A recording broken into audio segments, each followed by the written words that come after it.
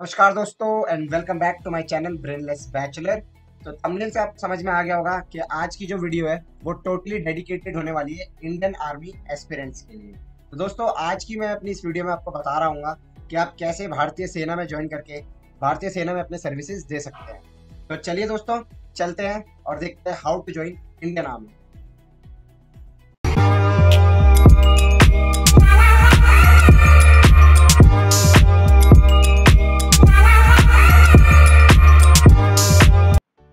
Friends, Indian army के बारे में जानने के लिए हमें सबसे पहले इंडियन आर्मी के हायरार्की सिस्टम यानी तो सबसे पहले मैं आपको रैंक से अवगत करा देता हूँ। तो सबसे पहले होते हैं हमारे फील्ड मार्शल। फील्ड मार्शल जो है वो सबसे बड़ी रैंक मानी जाती है इंडियन आर्मी। उसके बाद general, then lieutenant general, major general, और उसके बाद ये सिलसिला दोस्तों ब्रिगेडियर कर्नल, मेजर कैप्टन, सूबेदार और इन सब से चलते हुए सिपाही पे आ जाता है, क्योंकि सबसे ग्राउंडेड पोस्ट है। तो दोस्तों इस पूरे पूरे हायरार्की सिस्टम में हम एज अ कैडेट सिर्फ दो जगह पे एंट्री कर सकते हैं। एक जो कैडेट है वो सिर्फ दो जगह पे एंट्री कर सकता है, पहली सिपाही, दूसरा लेफ्टिनेंट। तो दोस्तों अगर आपको इंडियन आर्मी में ज्वाइन करना है तो आप सिर्फ दो जगह पे एंट्री ले सकते हैं, आप या तो एज अ सिपाही या तो एज अ लेफ्टिनेंट। तो दोस्तों इस पूरे सिस्टम में कैसे हम सिपाही बने और कैसे हम लेफ्टिनेंट की पोस्ट को कैच कर सकते हैं वो चीज मैं आपको आगे बताऊंगा। तो देखते हैं लेफ्टिनेंट और सिपाही का सिलेक्शन कैसे होता है। फ्रेंड्स, इससे आपको एक चीज और दिमाग में आ रही होगी कि अगर दो ही जगह पे सिर्फ एंट्री होती है तो ये प्रमोशंस कैसे होते हैं और कैसे इतनी बड़ी बड़ी रैंक्स दी जाती हैं बहुत सारे ऑफिसर्स को। तो दोस्तों आप सिपाही बनते हैं, जब आप सिपाही बनते हैं उसके बाद आपका प्रमोशन होता है लेंस नायक में, देन नायक, देन हविलदार, और इसके बाद आप एक सर्टेन लेवल के बाद आपका रिटायरमेंट हो जाता है। और दोस्तों लेफ्टिनेंट जब होते हैं आप, अगर आप एज ए लेफ्टिनेंट लगते हैं तो आप लेफ्टिनेंट के बाद captain, then major, then lieutenant colonel, और अगर आपकी सर्विसेज बची रही तो आप फाइनल यानी कि फील्ड मार्शल तक भी प्रमोशन अपना करवा सकते हैं या प्रमोशन आपका हो सकता है। तो फ्रेंड्स इसका मैं सबसे आपको अच्छा एग्जांपल देता हूँ। आपने कैप्टन विक्रम बत्रा का नाम सुना होगा। तो जब कैप्टन विक्रम बत्रा सर्विसेज में आए थे तो वो एज ए लेफ्टिनेंट आए थे, बट आपने देखा होगा शेरशाह मूवी में कि कारगिल में जब युद्ध चल रहा था तो ऑन फील्ड उनका प्रमोशन हुआ था और वो कैप्टन में कन्वर्ट हो गए थे। उनका जो प्रमोशन है वो लेफ्टिनेंट से कैप्टन में हो गया। तो दोस्तों मैं उम्मीद करता हूँ कि आपको बात समझ में आ रही है। अब हम देखते हैं इन दोनों पोस्ट के लिए क्या सिलेक्शन प्रोसीजर है और हम कैसे सिपाही या फिर एक लेफ्टिनेंट बन सकते हैं। तो दोस्तों सबसे पहले हम बात करते हैं एक सिपाही की। आप सिपाही कैसे बन सकते हैं? तो फ्रेंड्स सिपाही का जो सिलेक्शन प्रोसीजर है उसे हम जीडी भी कहते हैं।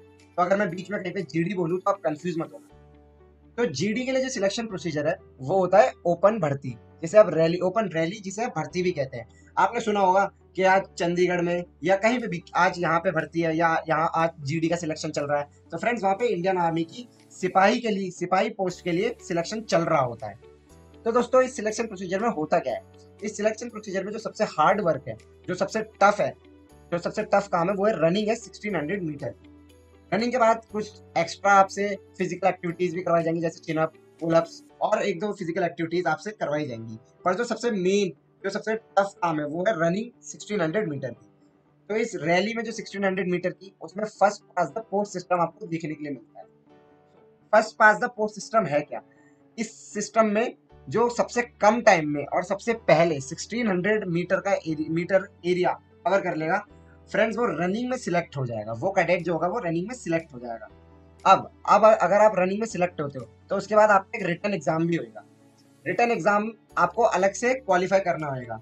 इससे कोई फर्क नहीं पड़ता कि आपने रनिंग क्लियर कर लिया है, आपने जो रैली है उसे क्रॉस कर लिया है 1600 मीटर के एरिया को, तो आप रिटन एग्जाम में पास हो जाएंगे। फ्रेंड्स रिटन एग्जाम में आपको अलग क्वालिफाई करना होगा, रनिंग में आपको अलग क्वालिफाई करना होगा। अगर आप रनिंग क्वालिफाई करके रिटन एग्जाम में आप क्वालिफाई नहीं हो तो दोस्त आपका सिलेक्शन नहीं हो पाएगा।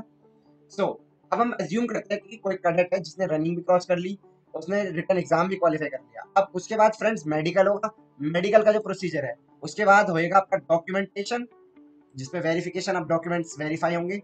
उसके बाद आपकी ट्रेनिंग होगी एंड देन उसके बाद आपकी पोस्टिंग हो जाएगी। तो फ्रेंड्स देखिए कितना सिंपल प्रोसीजर है जीडी के लिए। तो जीडी के लिए जो प्रोसीजर है मैं उम्मीद करता हूँ आपको समझ में आ गया होगा। दोस्तों लेफ्टिनेंट की पोस्ट के लिए एक एग्जाम कंडक्ट करवाया जाता है एनडीए, नेशनल डिफेंस एकेडमी। तो नेशनल डिफेंस एकेडमी का जो एग्जाम है इसके बारे में मैं आपको पूरी डिटेल दूंगा एनडीए के नोटिफिकेशन से। तो चलते हैं एनडीए के नोटिफिकेशन। तो फ्रेंड्स, आप यहाँ पे देख रहे होंगे एनडीए का नोटिफिकेशन, जिसको कंडक्ट करवाता है union public service commission, UPSC. तो फ्रेंड्स, इस पूरे नोटिफिकेशन में जो है वो एनडीए की टोटल डिटेल्स है, और मैं आपको जो इम्पोर्टेंट डिटेल्स है जो कि आपके लिए सबसे ज्यादा जरूरी है, मैं वो आपको बता रहा हूँ। तो सबसे पहले हम देखते हैं एलिजिबिलिटी कंडीशंस। तो हम सबसे पहले एलिजिबिलिटी कंडीशंस देख लेते हैं। एलिजिबिलिटी कंडीशंस में हम देखते हैं candidate must be unmarried. Candidate का अनमैरिड होना बहुत ज्यादा जरूरी है, इसके बिना आप एलिजिबल नहीं होंगे। उसके बाद हम नेशनैलिटी देख लेते हैं। इंडियन सिटीजन्स और माइग्रेटेड सिटीजन्स, अगर आपके पास प्रॉपर डॉक्यूमेंट्स हैं तो भी आप एलिजिबल हैं। तो एलिजिबिलिटी कंडीशंस देखने के बाद अब हम आगे बढ़ते हैं एज लिमिट्स के बारे में। तो फ्रेंड्स, मैं आपको बता दूं 16.5 से 19.5 तक की, यानी कि 3 इयर्स की आपको एज विंडो मिल जाती है। ये जो नोटिफिकेशन है फ्रेंड्स, ये दिसंबर का नोटिफिकेशन है, इसलिए यहाँ पे एज से आप कंफ्यूज मत होइएगा। जो एज विंडो है वो आपको 3 इयर्स की मिल जाती है। तो उसके बाद हम बढ़ते हैं एजुकेशनल क्वालिफिकेशन के बारे में। अब एजुकेशनल क्वालिफिकेशन जो है, हम इस वीडियो में आर्मी विंग की बात कर रहे हैं, तो मैं आपको बता दूं 12th क्लास। 12th क्लास जो है 10+2 पैटर्न स्कूल एजुकेशन पे, या फिर अगर आप 12th क्लास में है या आप 12th क्लास क्लियर कर चुके हैं या आप 12th पास आउट है, तो आप एलिजिबल हैं। जैसा कि मैं आपको बता दूं, यहाँ पे देखिए मैंने हाईलाइट कर रखा है, candidates who are appearing in class 12th under the 10+2 pattern can also apply for this examination. तो जो 12th में जो स्टूडेंट्स जो भी 12th में पढ़ रहे हैं, वो भी इसके लिए अप्लाई कर सकते हैं। 12th क्लास के लिए मैंने जैसा कि आपको बताया, जो कैंडिडेट्स 12th क्लास में जो अपीयर कर रहे हैं अभी, वो भी इस फॉर्म को फिलअप कर सकते हैं। बट 11th के लिए ऐसा कोई रूल नहीं है। 11th के जो स्टूडेंट्स हैं वो इस फॉर्म को फिलअप नहीं कर सकते हैं। तो आपको 12th में आना पड़ेगा, या तो आप 12th अपीयरिंग या 12th पास आउट कैंडिडेट होने चाहिए। तो एजुकेशनल क्वालिफिकेशन के बाद मैंने आपको एक इंपॉर्टेंट नोट भी बता दिया। अब हम बात करते हैं इसकी फीस की। तो दोस्तों, फीस बहुत ही नॉमिनल फीस रहती है, 100 रुपीज़ की आपकी एक फीस रहती है। और फीस जो है बिल्कुल ही नॉमिनल फीस है, जो कि आपको ऑनलाइन पेमेंट करनी पड़ेगी, ऑफलाइन कोई सिस्टम नहीं है फ्रेंड्स। फीस के बाद अब हम बहुत ही इंपॉर्टेंट चीज, एग्जाम के पैटर्न के बारे में बात करते हैं। तो अब हम बात करते हैं एग्जामिनेशन की स्कीम के बारे में। तो फ्रेंड्स, एग्जामिनेशन का जो पैटर्न है वो कुछ इस तरीके से है। सबसे पहले जो होगा वो आपके मैथमेटिक्स का एग्जाम होगा। मैथमेटिक्स के बाद आपको जनरल एबिलिटी टेस्ट। ये जो आपके टेस्ट है फ्रेंड्स, ये आपको दोनों एक ही दिन में देने होंगे। आपको 5 घंटे का जो टेस्ट है ये आपको देना पड़ेगा। 2.5 घंटे का पहला पेपर मैथ्स का, एंड 2.5 घंटे का दूसरा paper general ability test GAT का।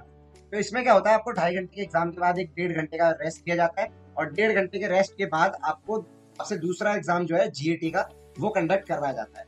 तो मैथमेटिक्स का जो एग्जाम होगा वो 300 मार्क्स का होगा, और GAT का जो होगा वो 600 मार्क्स का होगा। टोटल जो आपके जो मैथ और GAT का सब्जेक्ट है वो 900 का हो गया, एंड 900 का यहाँ पे आपका SSB का इंटरव्यू होगा। तो 1800 मार्क्स का टोटल आपका एनडीए का एग्जाम है। तो दोस्तों, ये जो आपका एग्जाम होगा ये ऑब्जेक्टिव टाइप्स क्वेश्चन होगा, यानी कि मल्टीपल चॉइस क्वेश्चंस होंगे इसमें आपके लिए। और ये जो पार्ट एग्जाम होगा ये 2 पार्ट्स में होगा, A और B में। तो दोस्तों, मैं उम्मीद करता हूँ आपको एग्जाम का पैटर्न समझ में आ गया होगा।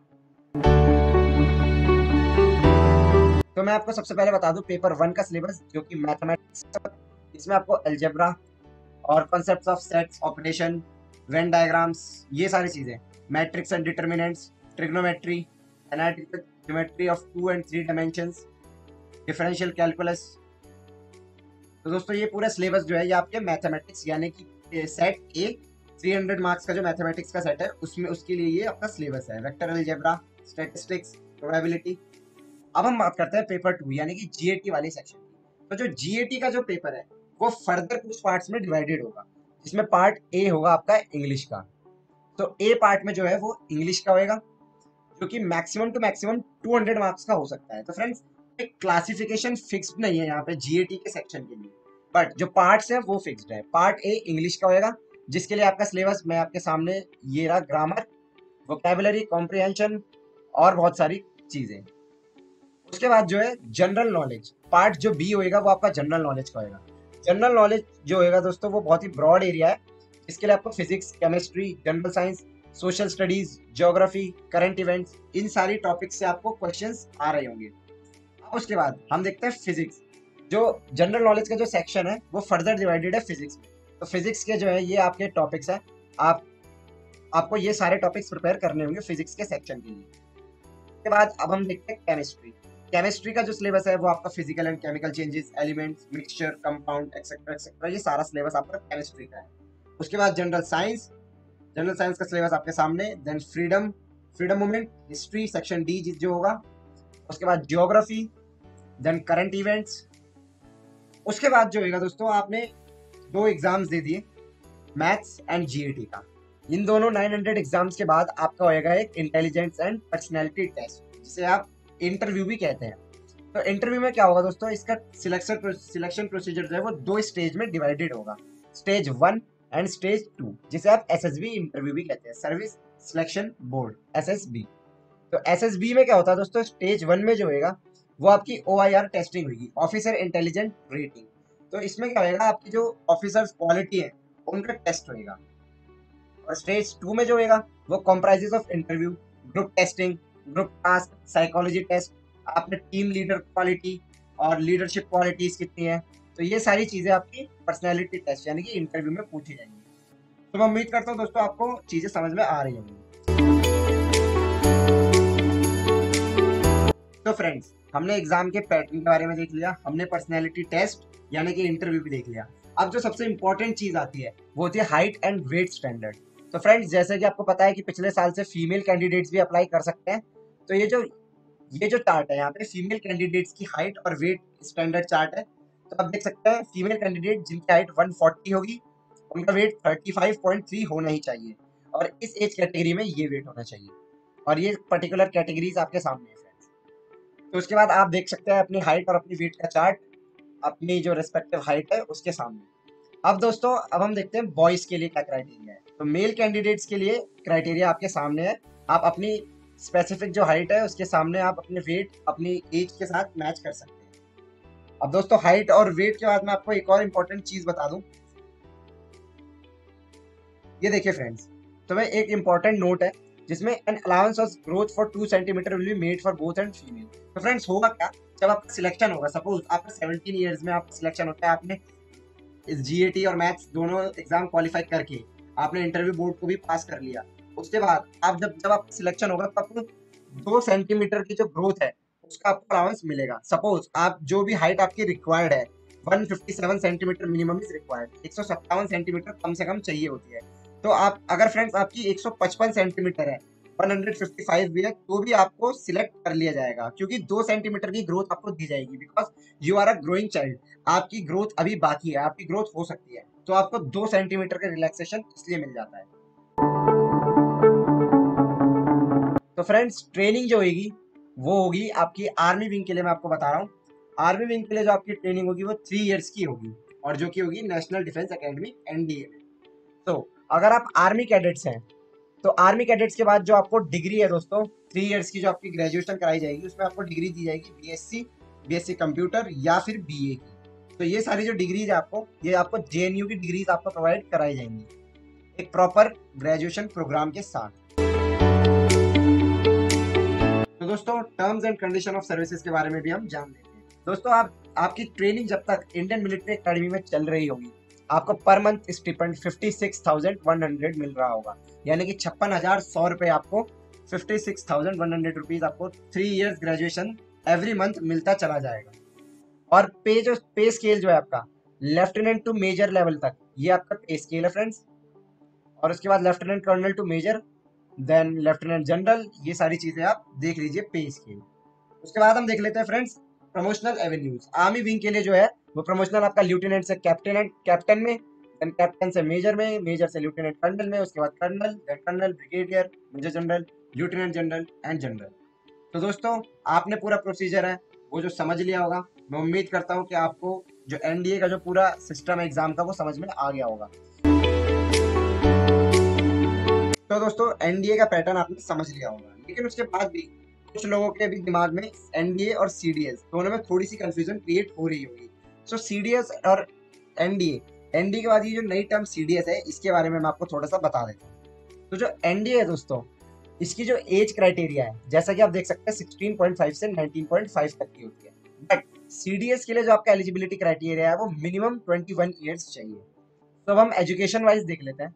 सो if you are students of class 12th, you are appearing in class 12th, तो आप एनडीए का फॉर्म जो है वो फिलअप कर सकते हैं। बट अगर आप सीडीएस पोस्ट के लिए अप्लाई कर रहे हैं तो आपको ग्रेजुएट होना मस्ट है, आपकी ग्रेजुएशन जो है वो होनी ही चाहिए। तो फ्रेंड्स, इसके बाद जो एनडीए में आपको डिग्री मिलेगी, जो आपको डिग्री अवॉर्डेड की जाएगी 3 ईयर प्रोग्राम के बाद, तो वो आर्मी कैडेट्स के लिए आपको बीएससी और बीए की डिग्री दी जाएगी। बट फ्रेंड्स, अगर हम सीडीएस की बात करें तो ग्रेजुएशन आपने पहले से ही कर ली है। बट एनडीए में क्या होता है, आपको ग्रेजुएशन ट्रेनिंग सेंटर पे ही करवाई जाती है। तो फ्रेंड्स, ये जो था ये मेजर डिफरेंस था एनडीए और सीडीएस का। मैं उम्मीद करता हूँ कि आपको एनडीए और सीडीएस में जो डिफरेंस है वो समझ में आ चुका होगा और आपको पता लग गया होगा कि आप इंडियन आर्मी कैसे ज्वाइन कर सकते हैं और इस पूरे सिस्टम का हिस्सा कैसे बन सकते हैं और इंडियन आर्मी में ज्वाइन करके आप कैसे भारत देश की सेवा कर सकते हैं। तो वीडियो अच्छी लगे और वीडियो में थोड़ी सी मेहनत लगे तो यार लाइक सब्सक्राइब जो सब होता है सब कर देना। थैंक यू, धन्यवाद।